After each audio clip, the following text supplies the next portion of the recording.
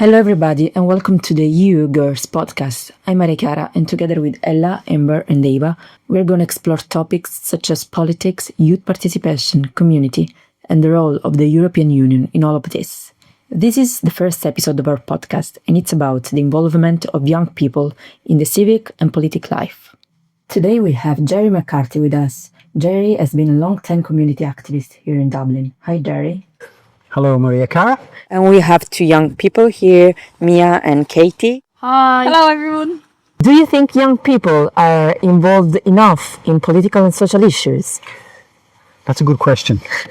That's a very good question because I think it depends on what your description is of political issues.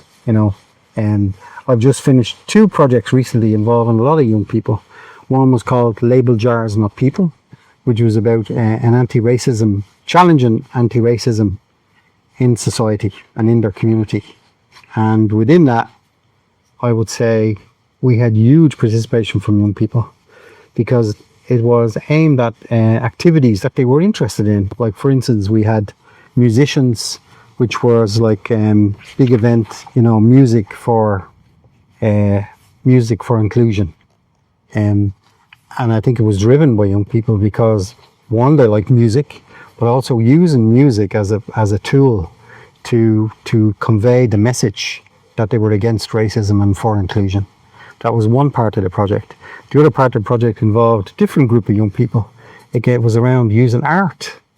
So in order to use art, they were around like creating a mural, which was painted in the main community where the young people lived. And again, the theme was around challenging racism.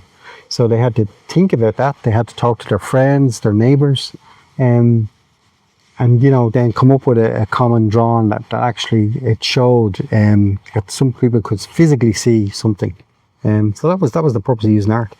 Another issue again involved a different group of young people, and different actually not just young people, but a different age group of young people, was using photography to challenge inequalities in society, and maybe in a way that was not so, maybe a subtle way.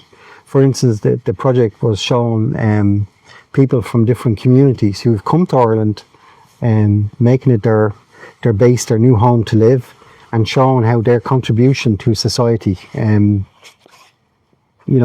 it's based. And I think it was a very good way because we were able to show some traditional communities who've been in Ireland for years, like for instance, Chinese community.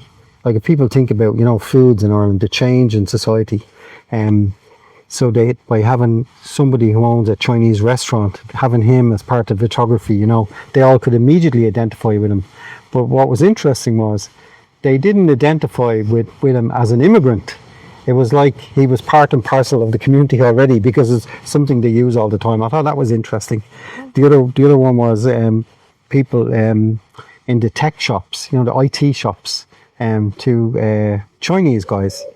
Again, they weren't identified as immigrants as such, but yet they are immigrants. And again, it was shown to the wider society that these people they're contributing to life and society. So I thought it was an interesting way to use photography and art to raise an issue about inclusion and immigration. And I thought the young people were amazing on the project because they were doing it in ways that's different to the normal. We say join a political party and you have a slogan and you say, we're against this, we're against that, we're for this, we're for this.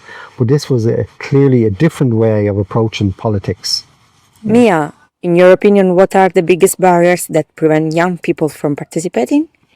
In my opinion, I think the biggest barriers within Ireland is probably the educational system within Ireland and the lack of knowledge in today's society. Okay. Both of you are taking part to the Discover EU project. Yeah. Right? So, Katie, would you give us a quick insight on that?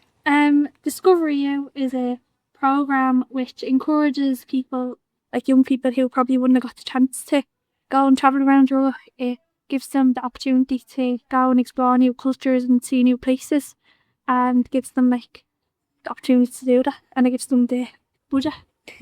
And what do you think that encourages young people to get involved in politics and civic life? I think that people like wanting to like gain knowledge and like see like different perspectives on things would like encourage them to get more involved in politics and just to get a better understanding. And do you think that project like Discover You help? Yeah, definitely, because like you get to see how it is in like other countries and in Europe, because we're obviously on an island, so you get to see what's like in Central Europe. Okay. Yeah.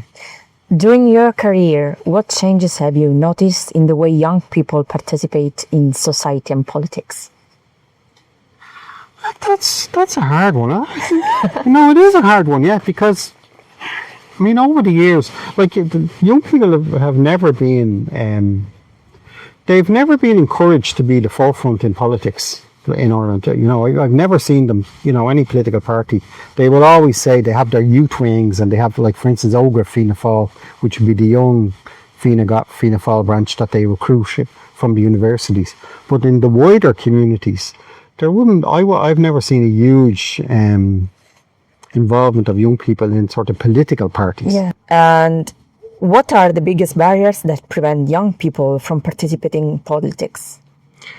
I think there's a number of barriers. I think that the number one, I think the one is around the issues that affect them. I mean, if issues affect people, like for instance, young people are to the fore in terms of the environment and environmental issues. If there's a march or if there's a campaign against, you know, for green issues, predominantly it's young people, you know, that are actually out there campaigning for a changed world or a better world. And you always see that, you know, and I think when you're younger, you're more radical. There's no doubt about it, you know, you have a different view. When you're older and you're married and you're conservative, things change slightly. But I'm just trying to think what barriers. The barriers are around the issues. How we involve young people. If it's something that affects them, if it's about unemployment or about work or about housing, for instance, housing is a big issue for young people. It's a big challenge. But yet we don't see a lot of young people out on the streets demanding change in society. And I don't know the reason for that. I don't know why, whether the young people are not angry enough. You know, like I know in my day, even around like when we were young in this community, we were very angry. Because we were angry because this community had 50,000 people living at one stage, and we had no community facilities.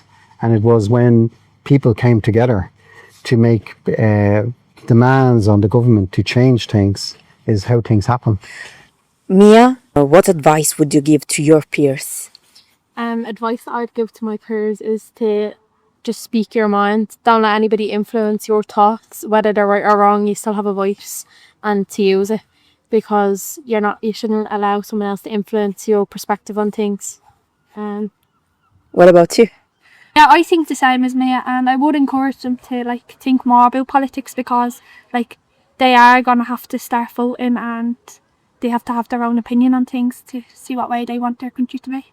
One thing we did this year is we had a schools debate within secondary school students, but they were talking about changes in society, and the debate was about, you know, is immigration good for Ireland or bad for Ireland? And I was blown away by how articulate the young people at that age were, that they had thought about the issues, and they actually were they were making points that I didn't even think about, you know. And what message would you like to give to young people who feel like their voice doesn't matter? I think the message you give them is that you can make change. Yeah, you don't have to be in a political party. You can do it from the outside. You can do it by campaigns. You pick an issue and you, just like a dog with a bone, you go after it and you make the change, and you keep at it. And if there's a setback, you keep doing it again, or you do something different. You know, never give up. That's my slogan. Never give up. Thank you for being with us today. Thanks very much. Thank you, Maria Clara. It was lovely to be your guest, and keep up the fight. Stay tuned for the next episodes of Your Girls podcast.